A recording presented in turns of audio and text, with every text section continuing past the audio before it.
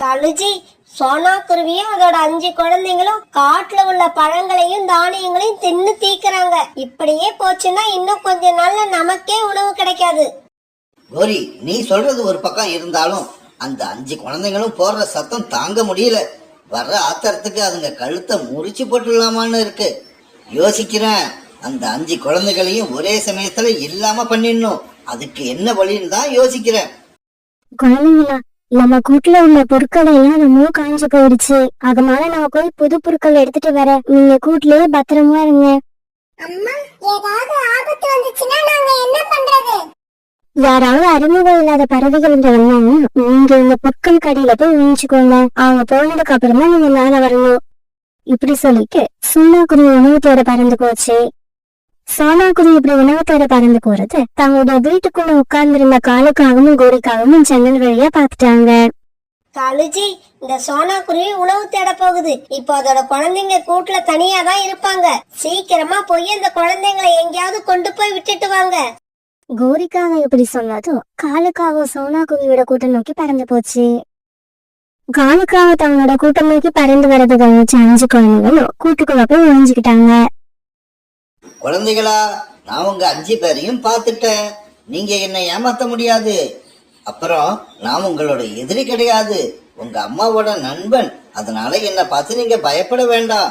நான் உங்க வீட்டுக்கும் பக்கத்துல தான் குடியிருக்கேன். பயப்படாம நீங்க 5 பேரும் வெளியில வரலாம். காலுக்காக பேச்ச உண்மையை நம்பி பிறகு 5 குழந்தைங்களும் கூட்டுல இருந்து வெளியே வந்தாங்க. அங்கிள், அம்மா கூட வீட்ல இல்ல, உணவு தேட போயிருக்காங்க. அதனால நீங்க அப்புறமா வாங்க.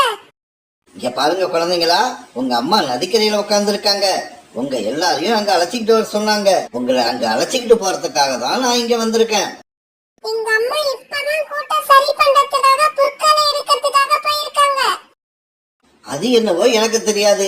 உங்க அம்மா இப்ப நதிக்கரையில உட்காந்துக்கிட்டு உங்க 5 பேரையும் கூப்பிட்டுக்கிட்டு வர சொன்னாங்க. நதிக்கரைக்கு போய் அம்மா கூட விளையாடணும்னா வாங்க, இல்லன்னா இங்கேயே இருங்க. நான் போய் உங்க அம்மா கிட்ட அவங்க எல்லாம் வரலன்னு சொல்லிடுறேன். காலுக்காக இப்படி சொன்னதும் அது பேச்சு உண்மை நம்ம 5 குழந்தைங்களும் காலுக்காக பின்னாடி பறந்து போனாங்க. காலுக்காக அந்த குழந்தைங்கள தூரத்துல இருந்த மலைப்பகுதிக்கு அழைச்சிட்டு போச்சு. மலைப்பகுதிக்கு போனப்போ அங்க அம்மா இல்லாத பாத்துட்டு குழந்தைங்க பயப்பட ஆரம்பிச்சாங்க. அங்கிள், நதிக்கரைக்கு போகணும்னு சொல்லிட்டு எதுக்காக இங்க அழைச்சிக்கிட்டு வந்தீங்க? குழந்தைங்களா, இங்கேயும் ஒரு நதி இருக்கிறது உங்களுக்கு தெரியாதா? நீங்க எல்லாம் இங்கேயே பத்திரமா உட்காந்துருங்க. நான் போய் உங்க அம்மாவை இங்கேயே அழைச்சிக்கிட்டு வரேன். இப்படி சொன்ன காலுக்காக பக்கத்துல இருந்த குகையை நோக்கி பறந்து போச்சு. அந்த குகையில ஒரு கழுகு ஒண்ணு வாழ்ந்து வந்தது. இந்த 5 குழந்தைகளும் அந்த கழுகுக்கு உணவாக்குறதுதான் காலுக்காகத்தோட ஐடியா. காலுக்காக இந்த கழுகோட குகைக்கு போனப்ப கழுகு நல்லா தூங்கிட்டு இருந்தது. கழுகக்கா, கழுகக்கா, சீக்கிரம் எழுந்துறீங்க. நான் உங்களுக்காக ஒரு gift கொண்டு வந்திருக்கேன். என்ன காகமே, நல்ல தூக்கத்துல இருக்கல்ல, தொல்லை பண்ணாம போ. கழுகக்கா, நான் சொல்றது உண்மைதான். உங்களுக்காக 5 பறவை குழந்தைகளை அழைச்சிக்கிட்டு வந்திருக்கேன். காலுக்காக இப்படி சொன்ன உடனே கழுகக்கா எழுந்திரிச்சு உட்கார்ந்தாங்க. ஏய் காகமே, உண்மையாவா சொல்ற? 5 குழந்தைங்களை அழைச்சுக்கிட்டு வந்திருக்கியா? என்ன கழுகக்கா இப்படி பேசுறீங்க? உங்ககிட்ட நான் என்னைக்காவது பொய் சொல்லி இருக்கனா? உடனே என் கூட வாங்க. அந்த 5 குழந்தைகளையும் ஒரு மரத்தடியில உட்கார வச்சுட்டு வந்திருக்கேன். உடனே அந்த கழுகு குகையை விட்டு வெளியில வந்து காலுக்காக கூட பறந்து போச்சு. காலுக்காக தங்களை இப்படி தனியா உட்கார வச்சுட்டு போனதால பியூட்டிக்கு அது மேல இப்ப சந்தேகம் வர ஆரம்பிச்சது. தம்பிகளா, அந்த காக அங்கிள் போய் ரொம்ப நேரம் ஆகுது. இது வரைக்கும் திரும்ப வரல. எனக்கு என்னவோ பயமா இருக்கு. அதனால நாம எல்லாரும் இங்க பக்கத்துல உள்ள புதர் செடிக்குள்ள போய் மறைஞ்சு உட்கார்ந்துக்கலாம் வாங்க. பியூட்டி இப்படி சொன்ன உடனே 4 குழந்தைங்களும் பியூட்டி சொன்ன மாதிரி ஒரு புதர் செடிக்குள்ள போய் மறைஞ்சு உட்கார்ந்துக்கிட்டாங்க. இந்த புதர் செடிக்குள்ள போய் மறைஞ்சு உட்கார்ந்த கொஞ்ச நேரம் கழிச்சு காலுக்காக அந்த கழுவை கூப்பிட்டுக்கிட்டு அந்த இடத்துக்கு வந்துச்சு. என்னடா இது? அந்த குழந்தைங்களை இங்கதானே உட்கார வச்சுட்டு போன, அதுக்குள்ள அவங்க எங்க போனாங்க? அக்கா அக்கா, இவங்கள பார்த்தா கழுகு மாதிரி இருக்கு. குக்கு, சத்தம் போடாத. இது கழுகு மாதிரி இல்ல, கழுகேதான். நம்மள மாதிரி குழந்தைகளை பார்த்தா இந்த கழுகு கொண்டு தின்னுடும். அப்படியா? அப்படின்னா இப்ப அந்த கழுகு நம்மள கொண்டு தின்னுடுமா? அக்கா, இப்ப அந்த கழுகு கிட்ட இருந்து தப்பிக்கிறதுக்கு நாம என்ன செய்யணும்? ஒண்ணும் செய்ய வேண்டாம். சத்தம் போடாம உட்கார்ந்து இருந்தா போதும். அந்த கழுகு கிட்ட இருந்து தப்பிச்சிடலாம். என்ன காகமே, 5 குழந்தைங்களை கூப்பிட்டு வந்தேன்னு சொன்ன, ஆனா இங்க யாரையுமே காணோம். என்னை ஏமாத்தி டைம் பாஸ் பண்ணலாம்னு இங்க வந்தியா? கழுகக்கா, அந்த குருவியோட 5 குழந்தைகளையும் அழைச்சுக்கிட்டு வந்து இந்த இடத்துல உட்கார வச்சுட்டு தான் உங்களை கூப்பிடுறதுக்காக உங்களோட குகைக்கு வந்தேன். ஆனா அந்த குழந்தைங்க அதுக்குள்ள எங்க போனாங்கன்னே தெரியல. சின்ன குழந்தைங்களை அழைச்சிக்கிட்டு வந்து ஒரு இடத்துல உட்கார வச்சா அவங்க அங்கேயேதான் உட்கார்ந்து இருப்பாங்க, எங்கேயும் போக மாட்டாங்க. நீ குழந்தைங்களை கூட்டிட்டு வந்தியா இல்லையா?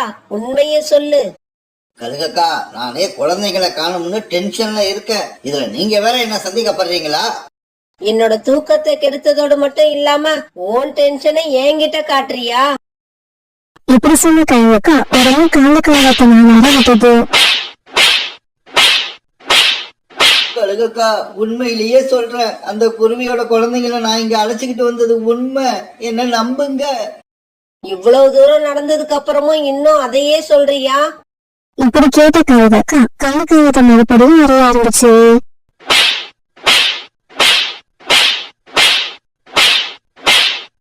எப்படியோ ஒரு வழியா கழுகிட்டாவே தப்பிச்ச காலுக்காகும் அங்க இருந்து பறந்து போய் தன்னோட உயிரை காப்பாத்திக்கிச்சு. பிறகு அந்த கழுகும் தன்னோட குழியை நோக்கி பறந்து போயிருச்சு. பிறகு ரொம்ப நேரம் கழிச்சு காஞ்ச பொருட்களை எடுத்துக்கிட்டு தன்னோட கூட்டுக்கு திரும்பி வந்த சோனாக்குருவி குழந்தைகள் கூட்டுல இல்லாத பார்த்துட்டு அதிர்ச்சி ஆயிடுச்சு. குழந்தைங்களா நீங்க எல்லாரும் எங்க போனீங்க? இப்படி தன்னோட குழந்தைங்களுக்கு குரல் கொடுத்த சோனாக்குருவி உடனே தன்னுடைய குழந்தைங்களை தேடிக்கிட்டு அங்கிருந்து பறந்து போச்சு. எல்லாரும் சத்தம் போடாம மெதுவா வெளியில வாங்க. பியூட்டி இப்படி சொன்ன உடனே எல்லா குழந்தைங்களும் மெதுவா அந்த புதுச்செடியை விட்டு வெளியே வந்தாங்க. எல்லாரும் என் பின்னாடியே வேகமா பறந்து வரணும். இப்படி சொன்ன பியூட்டி பிறகு தன்னுடைய கோட்டை நோக்கி பறந்து போக ஆரம்பிச்சது. எல்லா குழந்தைங்களும் பியூட்டி பின்னாடியே பறந்து போனாங்க. இப்படி பறந்து போன 5 குழந்தைங்களும் ஒரு இடத்துல தன்னோட குழந்தைங்க தேடிட்டு வந்த சோனாக்குருவியை சந்திச்சுட்டாங்க. குழந்தைங்களா எல்லாரும் எங்க போனீங்க? நீங்க வீட்டுல இல்லாத பார்த்துட்டு அம்மா ரொம்ப பயந்து போயிட்டோம் தெரியுமா? உடனே பியூட்டி நடந்தது எல்லாத்தையும் தன்னோட அம்மா கிட்ட சொல்லுச்சு. அம்மா, அந்த காகம் சொன்னதை நம்பிதான் அங்க எல்லாரும் போனோம். ஆனா அந்த காகம் எங்களை கழுகு கிட்ட கொடுக்க பார்த்துச்சு. நல்ல வேளை நாங்க அதுக்கு முன்னாடியே ஒரு புதர் செடிக்குள்ள மறைஞ்சிருந்ததால அந்த கழுகு கிட்ட இருந்து தப்பிச்சிட்டோம். குழந்தைங்களா அந்த திருட்டுக்காகத்தோட பேச்ச நீங்க நம்பி இருக்க கூடாது. இதுக்கு அப்புறமாவது நீங்க புத்திசாலித்தனமா நடந்துக்குங்க. இப்படி சொன்ன குருவி பிறகு தன்னோட குழந்தைகள் எல்லாரையும் கூப்பிட்டு தன்னுடைய கூட்டுக்கு திரும்பி வந்துச்சு. கோரி, இப்படி எல்லாம் நடக்கும்னு தெரிஞ்சிருந்தா இந்த குழந்தைங்களை அந்த கழுகு கிட்ட அழைச்சுக்கிட்டு போயிருக்கவே மாட்டேன். அப்பப்பா, என்ன அடி தெரியுமா? ஒவ்வொரு அடியும் இடி மாதிரி விழுந்துச்சு. காலுஜி, உங்களுக்கு எந்த வேலையும் ஒழுங்கா செய்ய தெரியாது. பிளான் பண்ணணும் காலுஜி, பிளான் பண்ணணும். அப்படி பிளான் பண்ணனாதான் நம்ம செய்யற வேலையை சக்சஸா முடிக்க முடியும். உங்களால முடியாத வேலையை நான் நாளைக்கே செஞ்சு காட்டுறேன் பாருங்க. பிறகு மறுநாள் கோரிக்காக ஒரு மரத்து பின்னால மறைஞ்சிருந்து சோனாக்குருவியோட கூட்டம் நோட்டமிட ஆரம்பிச்சது. குழந்தைங்களா நீங்க பத்திரமா கூட்டிலேயே இருக்கணும். அம்மா கூட்டாங்கன்னு யார் வந்து கூப்பிட்டாலும் அவங்க பின்னாடி போக கூடாது. அம்மா உங்களை கூப்பிடணும்னா நான் வந்துதான் கூப்பிடுவேன், யாரையும் அனுப்பி விட மாட்டேன். சரிம்மா, நீங்க சொன்னபடியே நடந்துப்போம். யாரு வந்து கூப்பிட்டாலும் போக மாட்டோம். நீங்க வர்ற வரைக்கும் நாங்க இந்த கூட்லயே உட்கார்ந்திருப்போம். பிறகு தன்னோட 5 குழந்தையும் கூட்டுல விட்டுட்டு சோனாக்குருவி உணவு தேட பறந்து போச்சு. இதுதான் நல்ல சந்தர்ப்பம். சோனா குருவி உணவு தேட பறந்து போயிடுச்சு. குழந்தைங்க 5 பேரும் தனியா கூட்டுல இருக்காங்க. இந்த சமயத்துல நம்ம அந்த கருப்பு பூனை கிட்ட போய் விஷயத்த சொன்னா அது வந்து இந்த 5 குழந்தைங்களையும் தூக்கிக்கிட்டு போயிடும். இப்படி நினைச்ச கோரிக்காவும் உடனே அந்த கருப்பு பூனையை பார்க்க பறந்து போச்சு. இதே சமயம் உணவு தேட போன சோனாக்குருவி கோரிக்காக ஒரு மரத்துக்கு பின்னால ஒளிஞ்சு உட்கார்ந்து இருக்கிறத பாத்துடுச்சு. உடனே சோனாக்குருவி ஒரு மரத்து மேல உட்கார்ந்து இப்படி யோசிக்க ஆரம்பிச்சது. இந்த காகம் எதுக்காக நம்ம கூட்டுக்கு பக்கத்துல மறைஞ்சு உட்கார்ந்து இருக்கணும்? அப்படின்னா இந்த காகத்தால நம்ம குழந்தைங்களுக்கு ஏதோ ஆபத்து இருக்குன்னு நினைக்கிறேன். இப்படி நினைச்ச சோனாக்குருவி பிறகு உணவு தேட போகாம தன்னுடைய கூட்டை நோக்கி பறக்க ஆரம்பிச்சது. கருப்பு பூனையே, உனக்கு நல்ல செய்தி ஒண்ணு கொண்டு வந்திருக்கேன். மியாவ். காகமே, நீ எனக்கு எதுவும் நல்ல செய்தி சொல்ல தேவையில்லை. நீ என்ன தேடி வந்ததே எனக்கு நல்ல செய்திதான். நான் ரொம்ப பசியில இருக்கேன். நீ கொஞ்சம் என் பக்கத்துல வா. மியாவ். இங்க பாரு பூனையே, நீ என்ன சாப்பிட நினைக்காத. நான் உனக்கு உதவி செய்ய வந்திருக்கேன். நீ சாப்பிடறதுக்காக 5 குருவி குழந்தைங்க காத்துக்கிட்டு இருக்காங்க. உடனே என் பின்னாடி வா. அந்த குழந்தைங்கள நான் உனக்கு காட்டுறேன். மியாவ். ஏய் காகமே, நீ என்ன வீணா அலைய விட மாட்டேல்ல? எனக்கு என்னவோ உன் முகத்தை பார்த்தா நீ பேசுறதெல்லாம் பொய் மாதிரியே இருக்கு. மியாவ். அதுக்கு நான் என்ன பண்றது? என்னோட முகமே அப்படிதான், ரொம்பவும் வில்லத்தனமா இருக்கு. அத பத்தி நீ கவலைப்படாத, உனக்கு நான் உண்மையாதான் நடந்துப்பேன். மியாவ். சரி சரி, உன் பேச்ச நம்பி உன் பின்னால வரேன். ஒருவேளை நீ சொன்னபடி எனக்கு உணவு கொடுக்கலன்னா என்ன பண்றது? மியாவ். என் மேல உனக்கு நம்பிக்கை இல்லையா? ஒருவேளை அப்படி நான் அந்த குருவி குழந்தைங்களை உனக்கு கொடுக்கலன்னு வச்சுக்க, நீ கொஞ்சம் கூட யோசிக்கவே வேண்டாம், என் மேல பாஞ்சு என்னையே கொண்டு தின்னுடு. மியாவ். அப்படியா? அப்படின்னா சரிதான். நீ முன்னால போ, நான் பின்னாலேயே வரேன். மியாவ். பிறகு கோரிக்காவை பறந்து போக பூனை அது பின்னாலே நடந்து போச்சு. இப்படி போனவங்க 2 பேரும் சோனாக்குருவியோட கூட்டுக்கு போய் பார்த்தப்ப அந்த கூடு வாலியா இருந்துச்சு, அங்க யாருமே இல்ல. கோரிக்காவை தன்னோட கூட்டுக்கிட்ட மறைஞ்சவங்கள பார்த்த சோனாக்குருவி கோரிக்காவத்து மேல சந்தேகப்பட்டு தன்னோட குழந்தைங்களை கூட்டுக்கிட்டக்கும் ஒரு மரத்தோட இலைகளுக்கு இடையில ஒளிஞ்சிருந்தது. கூட்டுல யாரும் இல்லாத பார்த்த பூனைக்கு கோபம் வந்துருச்சு. மியாவ். காகமே, என்ன இது? கூட்டுல யாருமே இல்ல. ஒருவேளை எல்லாரும் சினிமாவுக்கு போயிருக்காங்களோ? மியாவ். பூனையே, இப்படி எல்லாம் கிண்டலா பேசாத. நீ பேசுறத பார்த்தா எனக்கு பயமா இருக்கு. நாம இங்கேயே கொஞ்ச நேரம் வெயிட் பண்ணுவோம். மியாவ். காகமே, நீ வேணும்னா அவங்களுக்காக வெயிட் பண்ணலாம். ஆனா என்னோட பசி அவங்களுக்காக வெயிட் பண்ணாது. மியாவ். பூனையே, நான் சத்தியமா சொல்றேன், அந்த 5 குழந்தைங்களும் இந்த கூட்டுல உட்கார்ந்து இருந்ததை இப்பதான் பார்த்துட்டு வந்தேன். மியாவ். காகமே, நீ எனக்கு 2 ஆப்ஷன் கொடுத்திருந்த. அதுல ஒரு ஆப்ஷன் ஃபெயிலியர் ஆயிடுச்சு. அதனால நான் இப்ப இன்னொரு ஆப்ஷனை செலக்ட் பண்ண போறேன்.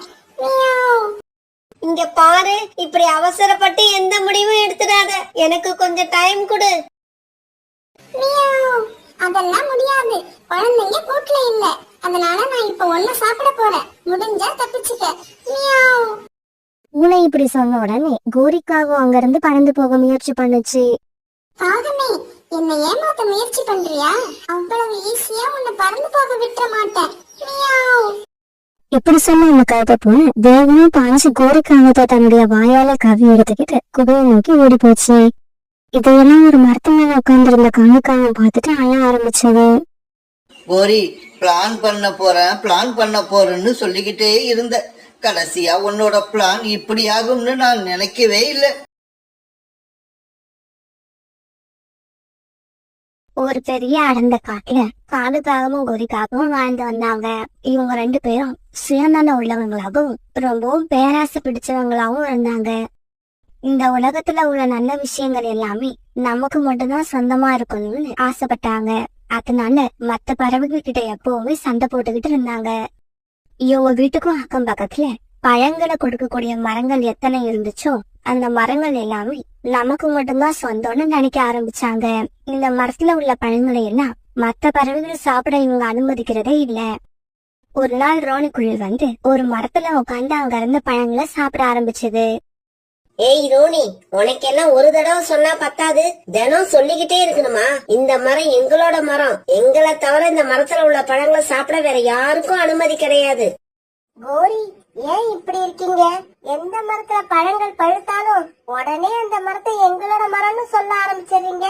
நீங்க இப்படி எல்லா மரத்தையும் உங்களோட மரம்னு சொன்னீங்கன்னா மத்த பறவைகள் எல்லாம் எங்கதான் போறது?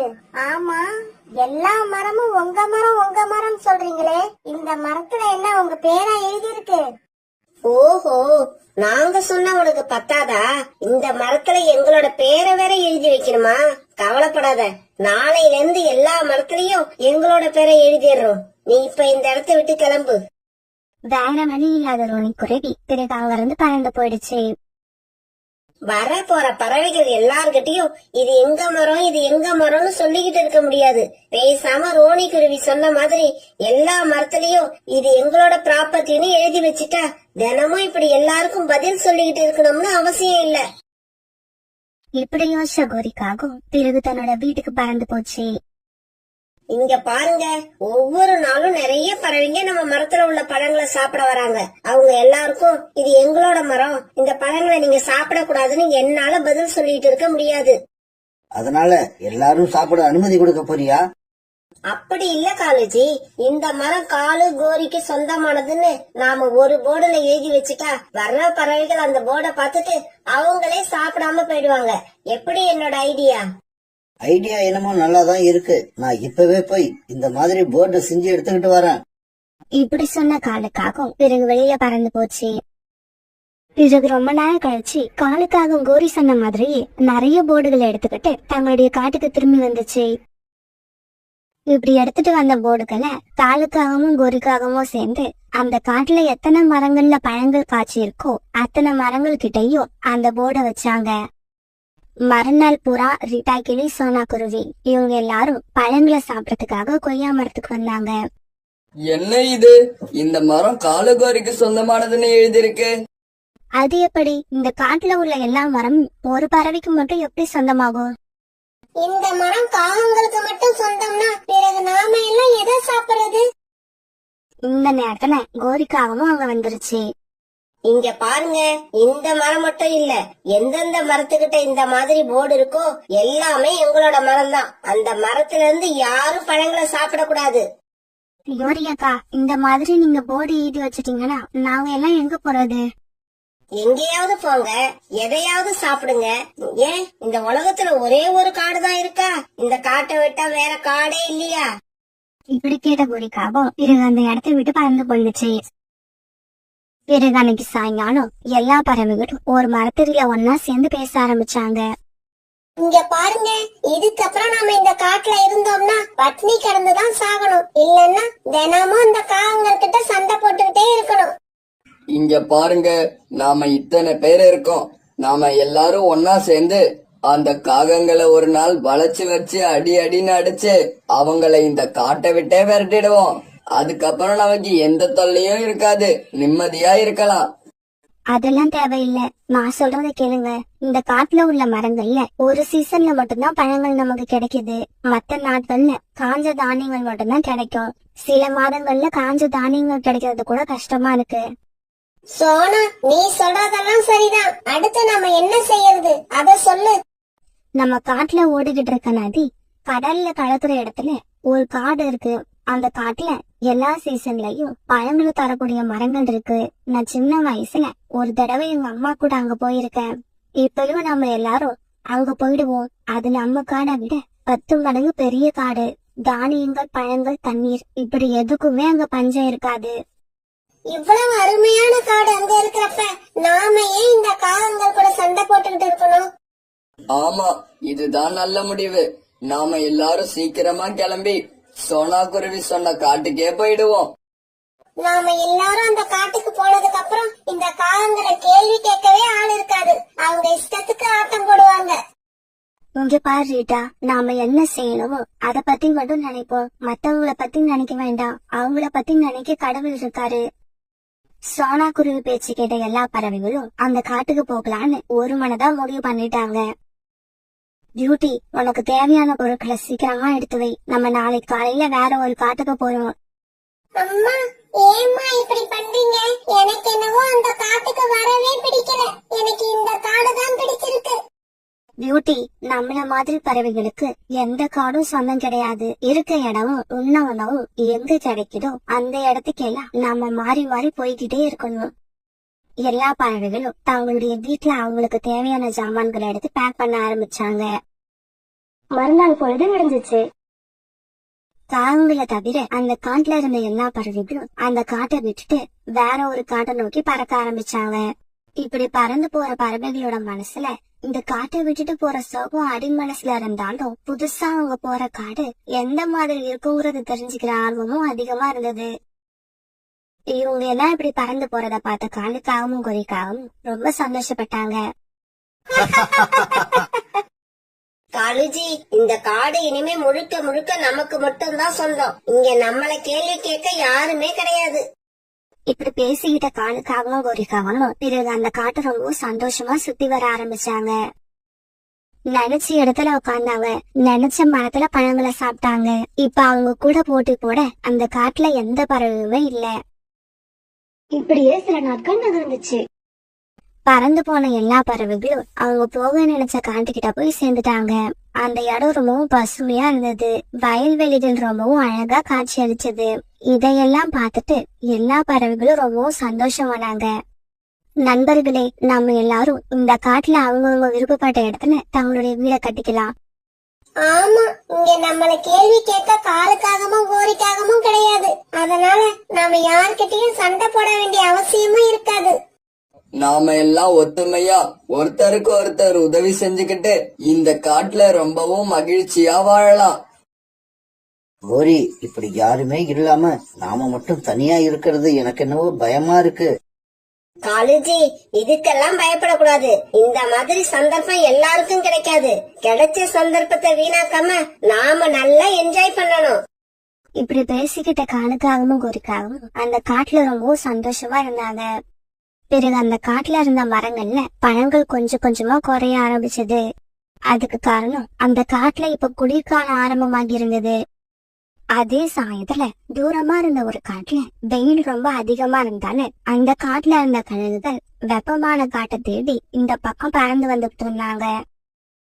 இப்படி வந்த அந்த கழுகுகள் காலுக்காகவும் கோரிக்காகவும் வாழற காட்டை பார்த்துட்டு அங்க தங்குறதா முடிவு பண்ணிட்டாங்க.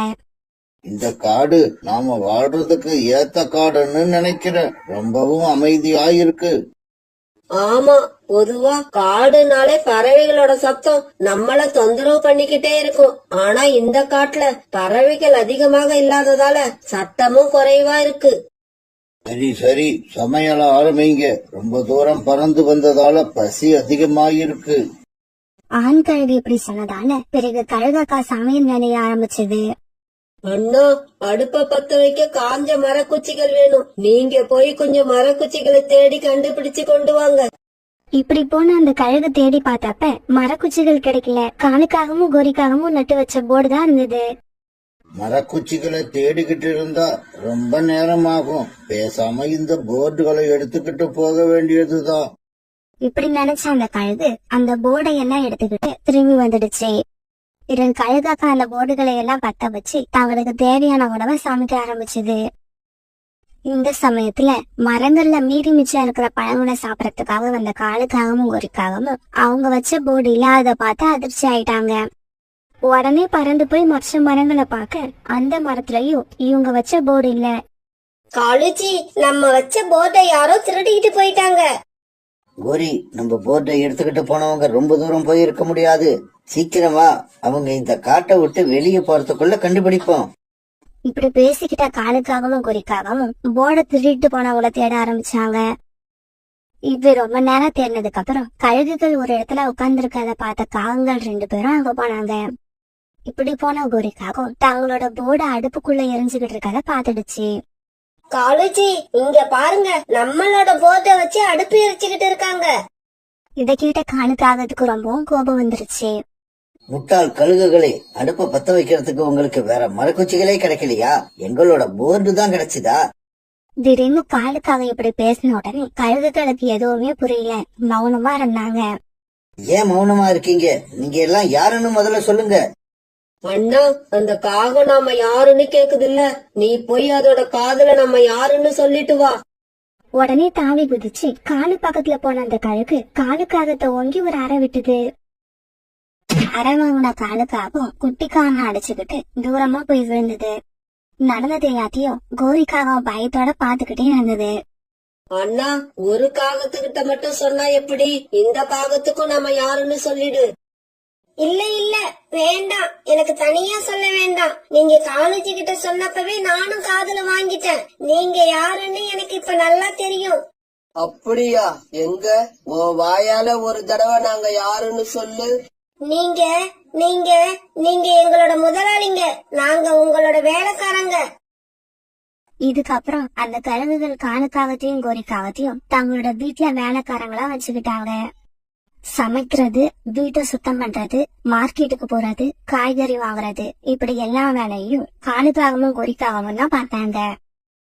ராத்திரி ஆயிடுச்சுன்னா இவங்க 2 பேரும் தப்பிச்சு போகாம இருக்கிறதுக்காக கூண்டுல அடைச்சு வச்சிருவாங்க.